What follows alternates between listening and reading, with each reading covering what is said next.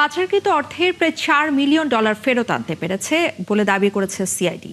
সোমবার সিআইডির সদর দপ্তরে সংবাদ সম্মেলনে কর্মকর্তারা জানিয়েছেন, এমটিএফই নামক একটি সংস্থার অর্থ পাচারের $130 মিলিয়ন সন্ধান পেয়েছেন তারা।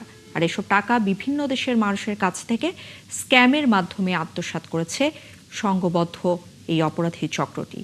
এমটিএফইতে বিনিয়োগ করে প্রতারণার শিকার হওয়া একজনের অভিযোগের তদন্ত শুরু করে অপরাধ তদন্ত বিভাগ। মহিম মিজানের প্রতিবেদন।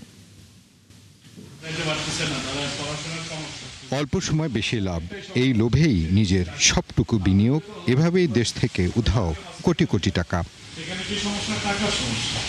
এমটিএফই নামের একটি অনলাইন প্ল্যাটফর্মের ফাঁদে ক্রিপ্টোকারেন্সির মাধ্যমে দেশ থেকে পাচার হয়েছে বিপুল অঙ্কের অর্থ।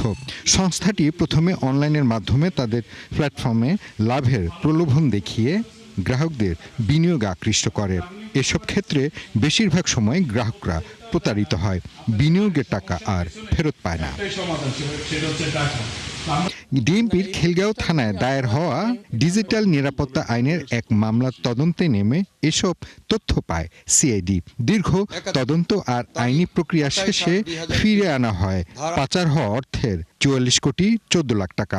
এ পর্যন্ত এমটিএফই প্রতারণায় উক্ত ওয়ালেট হতে প্রায় 130 মিলিয়ন ক্রিপ্টো লেনদেন করা হয়েছে। এ বিষয়ে ওকেএক্স এক্সচেঞ্জের লিগ্যাল টিমের সঙ্গে যোগাযোগ করা হলে তারা আমাদেরকে আইনানুগ প্রক্রিয়ার মাধ্যমে উক্ত অর্থ ফেরত প্রদানে আগ্রহ প্রকাশ করেন। বাহিনীর কর্মকর্তারা জানায়, প্রতারণার ফাঁদে ফেলা এসব প্ল্যাটফর্মই বেশিরভাগ নিয়ন্ত্রিত হয় বিদেশ থেকে। বাংলাদেশে এজেন্ট যে আপনি ধরতে পারবেন তা না, এজেন্ট তো অবশ্যই আছে। এরা এই যে গ্লোবাল নেটওয়ার্কগুলি, যারা গ্লোবালি ট্রান্সন্যাশনাল ক্রাইম করে, তাদের তো সব জায়গায় এজেন্ট তৈরি করা। এই এজেন্ট যেদিন আমরা ধরে ফেলবো সেদিনে তো আমাদের ক্রাইম ডিটেক্ট হয়ে গেল। আপনি একটাকে ধরবেন, এরকম হাজারটা আছে।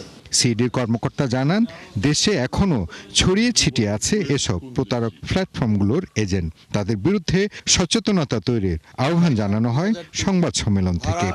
মাল্টি লেভেল মার্কেটিং কার্যক্রম নিয়ন্ত্রণ। মহিম মিজান, ৭১, ঢাকা।